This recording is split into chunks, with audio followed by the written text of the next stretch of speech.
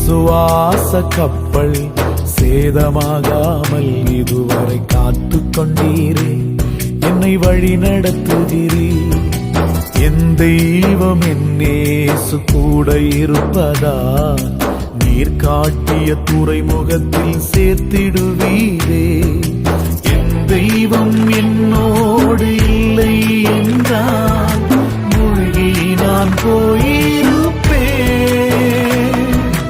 உன் சமூகம் என்னோடு இல்லை என்றால் திசை மாறி போயிருப்பேன்.